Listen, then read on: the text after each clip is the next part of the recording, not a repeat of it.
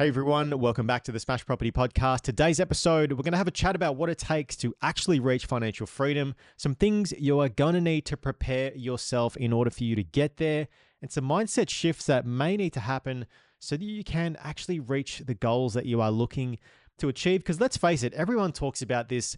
Not many people get there, and even fewer people actually stay there. So what does it take? We're going to talk through all that and more in today's episode. Before we get into it though, if you're new, my name is Nick V. I'm the director of the Smash Property Investing Buyers Agency. And every week we bring to you all things related to property investing, financial freedom, so that you can actually do it, right? You can actually make something happen. And we're not just talking about theory out there. We're talking about stuff that we have actually lived and breathed ourselves. And yeah, that's where this sort of topic spawned from for today's episode. So it might be, it's not so structured, this one. I have a bit of an outline, but we're just gonna have a chat because I see this quite a lot where people would want to come and work with us that just have a certain concept of what financial freedom is and how to get there. And I'm going to talk to you today from, at a certain point in time, I was the dreamer who wanted the financial freedom. I'm now living a life where I am in my version of financial freedom, being able to do the things I want to do and have the life that I want to live. And it wasn't always that way. There was nothing handed to me. I had to go out there and make a shitload of mistakes. And through that, I've learned a bunch of lessons, implemented a whole bunch of things to get myself into this position. So I want to share some of that with you and sort of just bust some of the myths out there, because there's just some absolute bullshit out there about the financial freedom thing. But I think firstly, let's talk about the definition of it. And if you get some value out of the episode, appreciate it if you could like and consider subscribing. Sorry, I've got something in my eye. That is probably my dog's hair, which is almost everywhere in my life. Anyhow, we're back. So let's just talk about the definition of financial freedom, right? Because it is different for everyone. I think a lot of people just get sort of that Instagramified kind of version of financial freedom where it's like, I'm traveling all the time. I'm sitting on the beach, drinking cocktails, and I'm business class here and whatever. And that might be financial freedom for some people, but it ain't financial freedom for me. Financial freedom for me is I'm able to make my own decisions on my own terms, right? I don't have to go to a job and be in meetings and do things I don't like doing so I can get a paycheck and continue living. I don't have to do that anymore. Financial freedom for me means being able to eat the food that I want to eat. So what I mean is like, go to a restaurant, you don't have to worry about the price of whatever is on the menu. You can just order whatever you feel like eating and enjoy it. You're not stressed about, I can't pay my phone bill next week, because that was a point in time where my life was like that. You're not stressed about, I'm taking money away from my kids or whatever, right? Like you can just do those things. So that's what, for me, is just being able to do the things you want to do, right? Now, obviously, there is levels to the financial freedom game, right? Can I fly private everywhere? No, I can't do that. Do I have a private jet? No, right? That might be financial freedom for some people, but it's not financial freedom for me. Would I like all that stuff? Sure, it'd be nice to be able to fly private. I mean, who wouldn't, right? But the fact that I don't have that doesn't mean, according to me, that I'm not financially free, right? So I think when you're out there and you are thinking about building wealth and putting yourself into a better position, have a real conversation with yourself and like, what is it that you actually want? Because it's not just usually a dollar value. It's those other things that I'm talking about. Do you want to go to a restaurant and order the things that you want to do? Do you actually want to just travel business class everywhere, right? Do you want to go on a holiday maybe 4 times a year instead of the once? Do you maybe want to work 2 days a week instead of the 5, right? There's no right or wrong answer, but you've got to be real with yourself about what it is that you're actually chasing, right? What it is that you want. Because when you can answer those questions and it's not just, I want to be rich, or I want to be a millionaire, or I don't want to work anymore. It's like, yeah, okay, cool. But like, what if you don't want to work anymore, what are you going to replace work with? Because there's only so much traveling and sitting on the beach you're going to do before you get bored and you're going to want to do something. And I'll get into that sort of mindset thing in a second. So work out what the definition of financial freedom is for you. It's really important that you make that distinction. So a lot of people, I think, get wrong about financial freedom, is kind of what I was just talking about, is it's not just a number. It's that, what does your lifestyle really look like? And I think a lot of people also underestimate how far money can actually go. Because a lot of people will be like, oh, I want $200,000 a year in passive income. And it's like, all right, cool. That's a big target. There's no doubt about it. It is possible if you've got the right income right now and the ability to support the debt you can take on to get there. We can make that happen, right? That's not an issue of making it happen. It's like, where does that figure come from? Like, where did you pull the 200K from? Did you actually look at your lifestyle expenses and go, okay, I actually do need $200,000 to cover all of my lifestyle expenses? Or was it just an arbitrary number that you pulled out of somewhere? So I think understand what your life needs to look like and what you want it to look like. And then from there, we can then work out, oh, actually, you really only need 80 grand a year for you to technically be financially free. So you don't have to work 5 days a week. You can only work 2 days a week in a job that you actually love doing. Then you got 3 days a week outside of the weekend to spend time with your family and take your kids to school and all those sorts of things. So you see, we actually have to break this down. Like, what are we doing? Like, why are you gonna go down this path of steaming towards financial freedom if you really don't know what it is actually that you're working towards? So in my view, there's sort of three I guess stages of financial freedom. We go from, I guess, the first stage, which is like survival to stability. Survival to stability. Now, this is where you go from survival to stability. I went through this phase some time ago where it's like, all right, at the time I had credit card debt, I had personal loans, I had toll notices like you wouldn't believe, I had fines I had to pay, a whole bunch of stuff, right? So I was surviving, but I wasn't stable. So I had to go through and spend many years chipping away at that personal loan that I had, which was an stupid mistake I made in my 20s, but I got a personal loan to buy a car, which was just stupid at the time. Anyway, I might do another episode on that, but we go through a period of time when we sort of stabilize our financial situation. So we might have to wipe out some debt.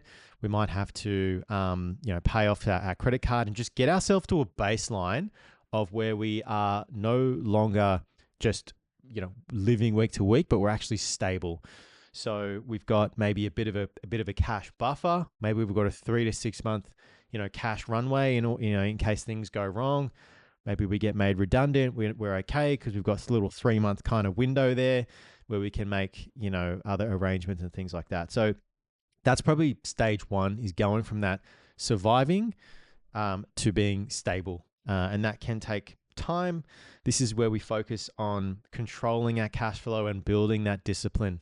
Right, I was not financially disciplined in my early 20s. I would easily go out and, I would blow like $1,000 plus, easily a lot more than that on a night out. So building that discipline is an important thing that some of us are going to need to do, because there's no point getting yourself from surviving to stability if you're not disciplined. Because when you get to stability, there's a good chance you'll just go back straight into the survival mode and all that sort of stuff. So that's probably stage one, which is really important. And I think a large majority of people are sort of sitting in between sort of surviving and being stable. Then we go from stability to growth. This is where we've got some cash to then start investing. And yeah, sure, we may not have a deposit for a house yet, but maybe we've got enough to go and invest in an ETF, or maybe we've got enough to go and buy some precious metals. And so we start to slowly but surely build our wealth over time. Now, what I did personally was, when I got to this sort of stage, I then started investing in the stock market. I had jack all idea about what I was doing, but I started doing it, and it didn't go well. Right? I didn't really make money out of it. But if I hadn't have done it, I wouldn't have known And I probably wouldn't be a property investor right now, at least not to the degree, because I was, going down this stock market route, didn't really vibe with it and really understand. And I wasn't really too interested in understanding more about it. And that's when I sort of discovered property investing. And I was like, oh, I actually really like the process of property investing. And that's when I started to really educate myself. And I spent years doing it prior to even buying my first property, reading books, watching podcasts, and going, oh, okay, that's how this works. Mapping things out, writing things down. I have notebooks upon notebooks of just information that I'd collected over the years. Not to mention also I was working at the bank as well. So I was sort of seeing people during the day that had $20 million portfolios. And at night I would go, how did they fucking get there? Right? And it's just trying to bridge the gap between, where these people were that I'd see that were my clients at the bank and, how I could actually make that work for myself. So then we start to take our cash flow from this growth phase, and then we look at ways in which we can invest it. The best outcome is at this growth phase, we have a diversification of assets, right? I was, at a point where very heavily leveraged into property. Then we start looking at precious metals, about how we can sort of, instead of just keeping the cash in the bank, let's go and buy some gold. So, it's a nice hedge against inflation. But for me personally, I really saw and understood the value of property investing. And that's when I just went hard into it, to get that, to get to where I am right now. So then we go from the growth to the freedom phase. Now, the timeline from going to the growth to the freedom phase can actually happen a lot quicker than you might think. Now, do not get me wrong. Property is not a quick way to get to financial freedom. It will take years. For me, it took the better part of a decade to go from the stability through the growth into the financial freedom phase, right? It is going to be different for everyone. Depending on your income it's going to dictate how quickly you can actually get there. Depending on how hungry you are, right? How willing are you to make sacrifices so that you can actually better yourself in the long run? And there's no right or wrong. Some people are really willing to sacrifice hard right now to get there sooner. Other people have different circumstances, and there's nothing wrong with that. It may take you 15, 20 years, but you've just got to be real with yourself about where it is that you are right now, what you're willing to sacrifice, how hard you're willing to work at it. And that will dictate the timeline that's going to take for you to specifically get there. Now, we go from growth to the freedom phase. This is where we have passive income coming in that starts to take care of some of our expenses. And then as time goes on, it starts to take care of more and more expenses as we go on till we get to a point where it's like, actually, hang on, all this passive income that's coming in here is completely covering all the liabilities I have. That was the realization for me. A couple of years ago, I was like, hang on, shit. So if I stopped working, okay, I won't have enough money to maybe live, but at a bare minimum, all the rent that's coming in is going to take care of all the loans I've got. And there was a bit of time that went on and it was like, actually, hang on, all the loans are taken care of, plus all the expenses for the properties that I've got. And a little bit more time goes on. It's actually, there's a bit coming in here. It's not enough to really, go, traveling all the time with, but it's like, oh, hang on, shit. So it's a slow realization that you are becoming financially free. It's not like you wake up one day and you're like, ah, shit, I've got $100,000 passive income. It doesn't happen. It'll be a slow realization. And this is every single investor that I've spoken to and dealt with. They all say the same thing. It was just a slow realization of like, oh, I actually don't need that job anymore, which is what happened to me. It was like, see you later. I don't need to work here anymore. I can actually go and start the business I am passionate about, which was how Smash Property got started in the first place. Again, if you're getting some value out of the video, appreciate it if you could like it and consider subscribing. And let me know in the comments your questions, your experiences with financial freedom. I'd love to hear about it. Or if there's any topics you want me to put together, let me know. Now let's talk about mindset. Now this is important. I've been looking at my iPad here. If you're wondering, I've got some notes. Like I said, just so I can actually deliver value and not just ramble on, which does happen if you've watched some of our other podcasts. What do you need to do to get there? Because I've sort of spoken a little about the framework of what you might need to prepare and some questions that you're going to have to ask yourself. But I need to be real with you, and I'm always going to be real with you when I have these chats, because it's what I would appreciate if I was out there listening. The people that get to financial freedom, they are not the type, and when I say financial freedom, we're talking about the definition of where they don't have to work in jobs anymore. They can spend their time doing kind of whatever they want to do, right? Those people that get there are not the type of people to get there and then just stop, right? They're not the type of people to just get there and be like, all right, cool. Well, I'm just going to take my foot off the gas now and I'm going to go live in Thailand or live in Bali and just sit on the beach all day drinking, mushy shakes or whatever, right? That's not what the type of person that gets themselves into that position is going to do. The type of person that gets themselves in that position is going to want to keep building something. They're either going to want to keep building that financial freedom or building their net worth, I should say.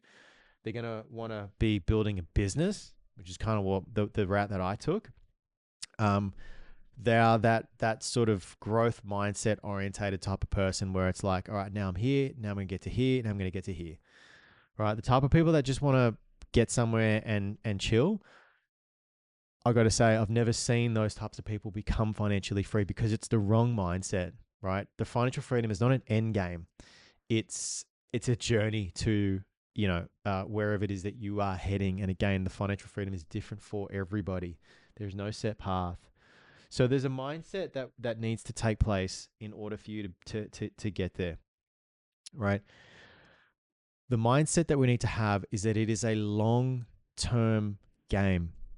Right, I said earlier that you could probably get there if like I did within a 10-year time span.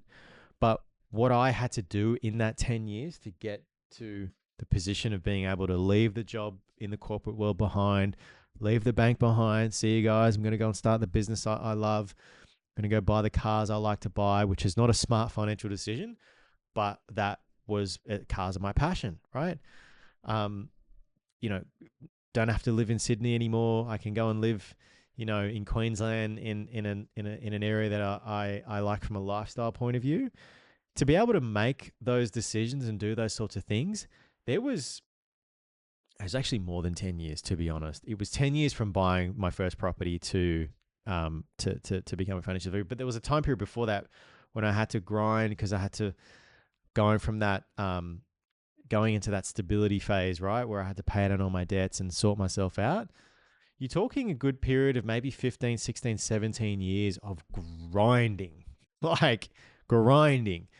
If any of you out there and you're working in corporate, to climb the corporate ladder is no easy feat, right? I don't care what company you work at, what industry you're in, the stuff that you have to put yourself through, the political bullshit, the long hours, the commutes, the dealing with colleagues that you hate, like dealing with a boss that you don't like, doing work you're actually not passionate about, doing that every day and showing up every day for those sorts of things when you fucking hate it, that ain't easy. And this is why not many people actually get themselves in a position to say, see you later to the job they hate, is because they give up. It's too hard. Right. And that's the reality of it. It is fucking hard. I lived and breathed it, right? I started in my corporate career, with a 50 grand income, and I exited my corporate career with a 350 grand income to get to that stage. And I could have kept going and climbing that ladder and got to $500,000, $1 million, whatever. But I just couldn't fucking do it anymore, right? And it takes its toll, right? The health impacts, the migraines that I was getting. So my point being is that if you want that for yourself, you're going to have to go through a whole bunch of bullshit to get there. And you're going to have to harden yourself up to go through all that bullshit to get to the point where you can do the things you want to do. Nothing good in life comes easy, and you've got to prepare yourself mentally for that. It's not an easy path. And, unless you are starting from a position where maybe you've got some inheritance, a couple of $100,000, $1 million, whatever it is, and you've got that nice starting position. Most people don't have that. I certainly didn't. we had to go on and continue to work towards it and build it up. So that mindset, that determination, it's kind of like the Terminator. You just got to keep going, and think of that long term gain over the instant gratification. And I'll be real, it's not like the whole 10, 15, 20 years I was like grind. There'd be times when I'd slip up, right? There'd be times when I would slip up in a whole bunch of ways, whether it was, overspending on clothes and nights out, and overspending on being a little bit extra on the holiday. You know what I mean? Like going, hey, okay, why don't we just lugs out a bit more? Why don't we stay at this 5-star hotel a little bit longer than we planned to? All that sort of stuff. So like, it's not like, I was a saint the whole way through. Like I fucked up a long way, right? But it's just, you want to minimize those as much as you can. You want to have more wins than losses in that time period, and it's hard to do. The other people that get to that financial freedom phase and the stage of life is they take the action, right? The first property I bought a property when I didn't fucking know anything. Right? I just did it because I was like, okay, I'm watching all these videos, I'm reading all these books. It's not quite all connecting. The dots don't quite add up. But I thought to myself, okay, I can sit here and try and perfect understanding the whole entire property game. And then I was like, how am I actually going to understand this unless I just do it? Like, I'm probably going to learn a whole bunch more by just doing. And so I did when I didn't know everything. And I'm grateful for that, because that's what taught me the most about property is doing.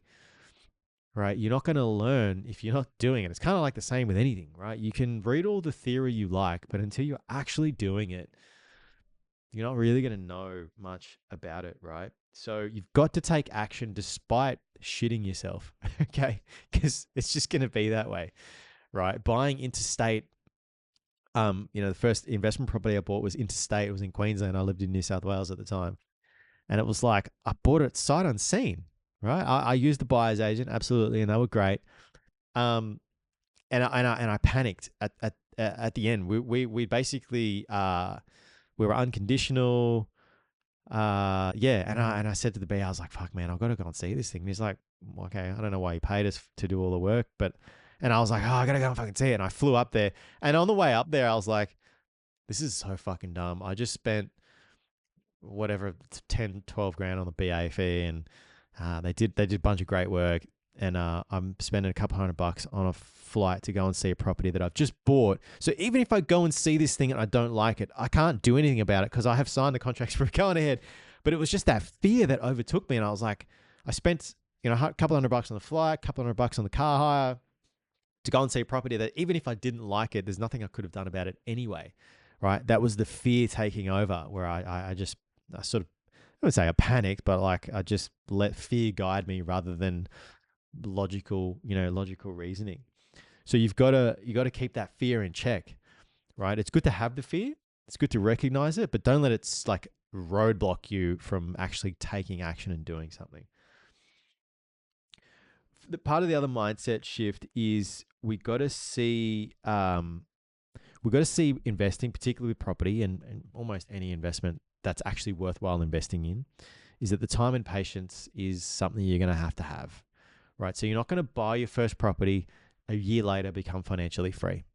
A year later, you're going to be in a great position, obviously, if you bought the right property at the right time in the right market, as I always say, but you're going to need the patience, because guess what?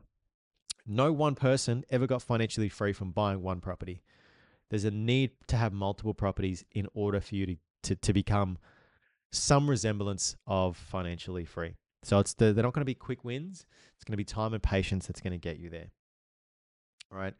And again, those people that get to financial freedom are rarely ones that actually retire, right? Unless they're at a later, stage in life. They're building again because it's builders and creators that get themselves into this position, right? There was a time, when I was still working at the bank, there was loads of people that knew I was a property investor, and we just talk from time to time, right? I never really want to tell people overly about my situation, but people would just ask, and I would just tell. I've got no secrets, right? And you'd always hear like, "Oh yeah, like I'm gonna buy this property. They'd show me properties. I'm like, what do you think? I'm like, yeah, man, like this is good. Yeah, property in Newcastle's great, or property in Queensland's great. Yep, go ahead and do it." Have those people bought properties yet? And we're years later? No, they haven't, right? Because they've got their fear constantly just gets in their way, right? So you've got to take the action. You've got to keep your fear in check. You've got to know it's going to take time. You've got to be patient, and you're going to have to go through some bullshit in order for you to get there. It's not going to be easy. It is made easier though if you have a partner that is on the same page as you. We do see from time to time where partners, husband and wife or whatever, come and maybe one of them has dragged the other one to the meeting with us. But if you're not on the same page, that's going to be a rough road. So you best get on the same page first if it's a husband and wife combo or a partner combo. And that will make the journey so much easier. Like for me, for Akira and I, right, like we were both sort of property investors prior to meeting, met, realized we were both into property. And the cool thing about, our situation is we can then brainstorm with each other, right? We can then throw ideas at each other and be like, hey, what do you think about this? Or, hey, I'm thinking about we buy that. Then we build this portfolio here. We might build up the resi portfolio, then transition into commercial, whatever it might be, whatever combo it might be. Or what about buying this property, a unit here, or what about buying a house there? All sorts of ideas. You can just start brainstorming with each other, and that alone, the relationship that Kira and I have is the reason we were both able to get into this amazing position, right? Is because we both kind of spurring each other on to get there. So mindset shift is probably going to be a massive thing that people are going to overcome. And then also making sure that you've got a partner, if you are doing it with a partner. If you're doing it solo, fucking more power to you. But buying with a partner allows your borrowing capacity to increase further. You can both take on different type of risks, maybe take on more risk. So it is really, really important. So some common areas where I see people get stuck with getting to financial freedom, and I see this a lot. There was actually one of the reasons I made this episode was we had there's not a client, it was actually someone who wanted to work with us, come in, and they had no properties, and they were like trying to tell me like how to get to financial freedom, like how to actually build a portfolio. And I was like, hang on a second, you're coming to me, you don't have any properties yet, right? Like you're starting from zero, but yet you want to come in and think that you actually know everything there is to know. It wasn't the fact of them trying to tell me what they thought was right. It was the fact that they thought they knew. And the minute that you think you know everything is the minute that you're absolutely screwed, right? Because at this stage of the game, having a portfolio of almost 10 million bucks, a couple of $100,000 in passive income, a business that's doing really well, all sorts of stuff, right? I still would tell you that, no, I don't know everything about property. In fact, I know jack shit, right? Because there's always, every single week, month, year, I'm always learning something, right? And that's what you're going to have to keep your mind open to, is always learning something. It's never going to be you get to a position, you buy your first property and you're like, fuck, I know everything to know about it. It's not how it is, right? I didn't understand trusts until I was like 6 properties in or something, 7 properties in. I didn't know how the SMSF structure worked until I actually did it, right? Didn't know about how, different lending strategies can really play out until I was 9, 10 properties in. And even then, I'm not a broker, right? So I don't know all of the ins and outs of the lending component. But even recently, speaking with my accountant and broker, like there's options for me now to continue growing the portfolio that I didn't realize I had 2, 3, 4 months ago, right? So don't pretend, don't put this facade on like you know everything. I think this is where I think we're a society kind of falls apart these days, but that's a whole different story.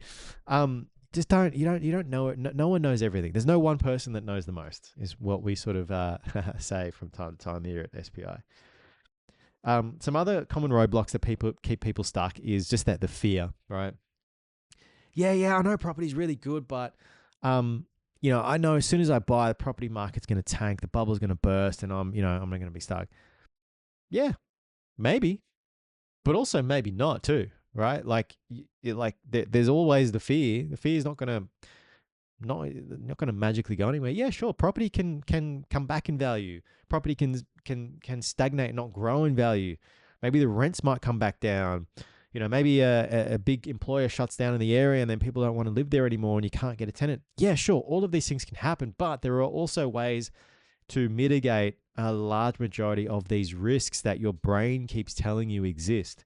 And if you're not doing anything to mitigate those risks, well, then you're not really going to be able to get yourself into the game. So a lot of people fear of getting it wrong. A lot of people fear of, the perfect time. None of that stuff exists. There's a lot you can do to mitigate it. Like our service, right? Our role is to de-risk property investing the best way we can. Can we remove all risk? No, because it's not realistic, right? No one can take away all risk, but we can do a lot to mitigate it. Another big one I see people get mixed up and get stuck with is they listen to the wrong people. I had a guy, I don't know, this might have been a year ago, he wanted to buy in a certain area because, one of his family members bought there like 10, 15 years ago and it did really well. And he only wanted to buy in that area because of the family member that did really well in the area. And I might have mentioned this on another podcast, but it was like, okay, that's great that they've bought and it's done really well.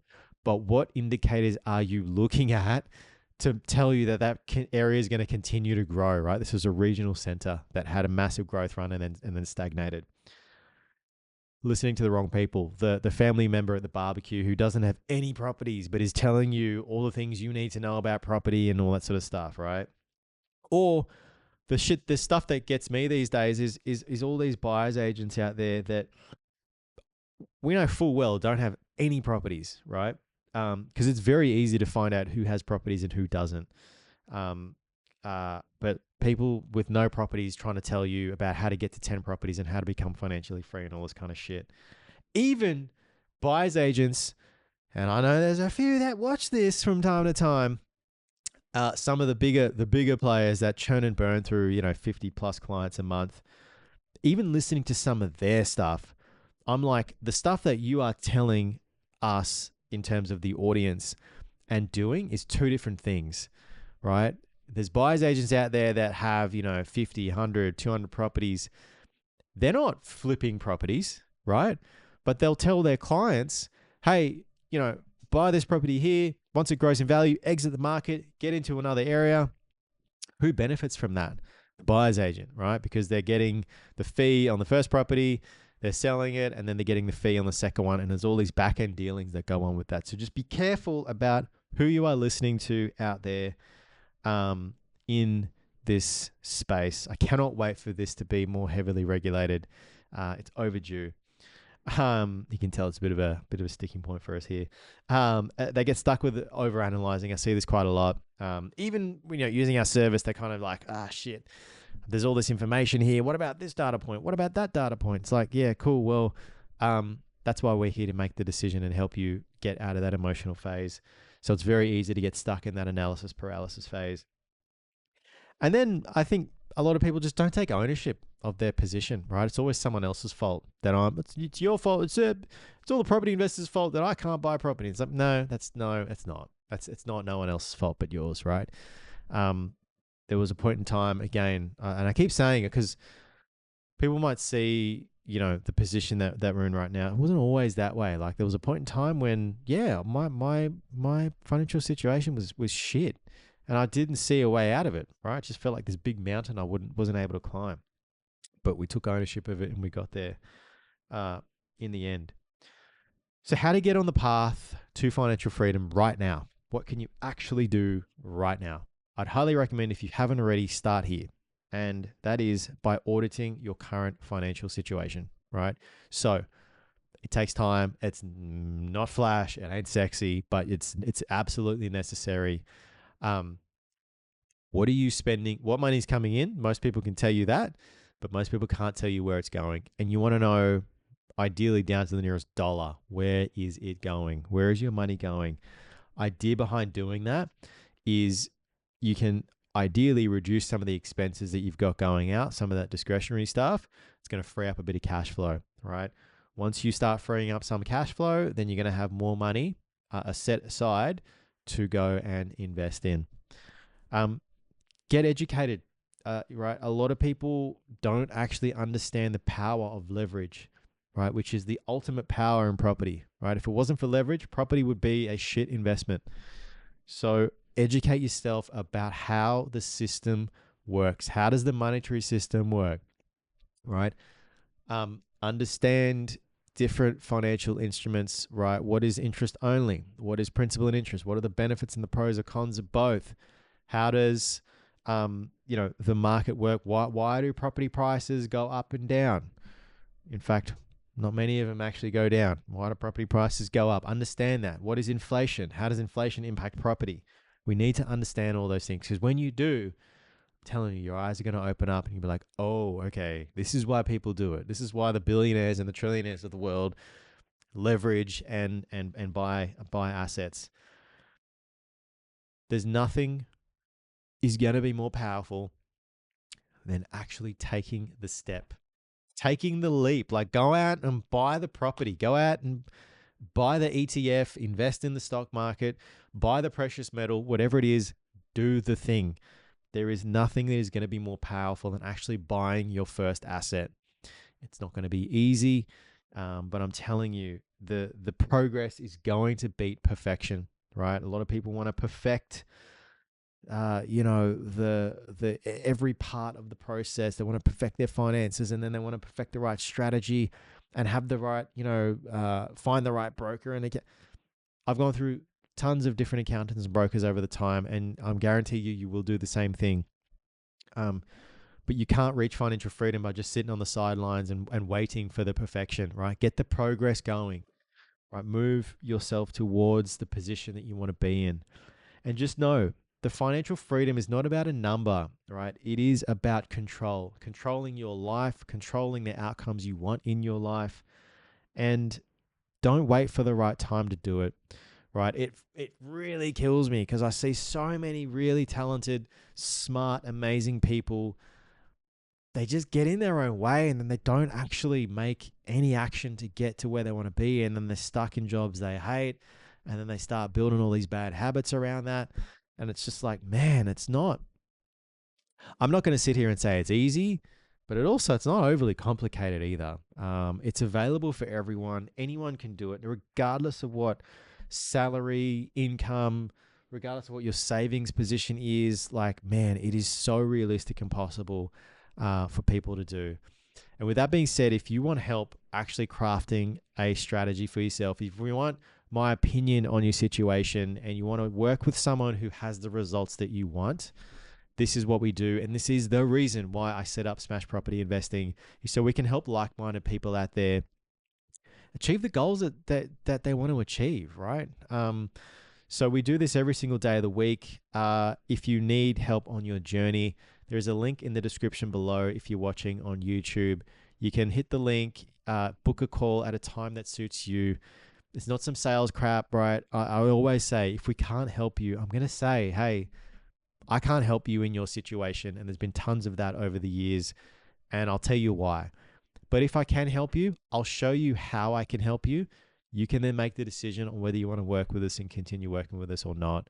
If you're watching on Spotify, as I know some of you do, you can follow us on social media. We put content out almost every single day of the week. Or go to smashpropertyinvesting.com.au. You can follow the prompts to book a call at a time that suits you as well.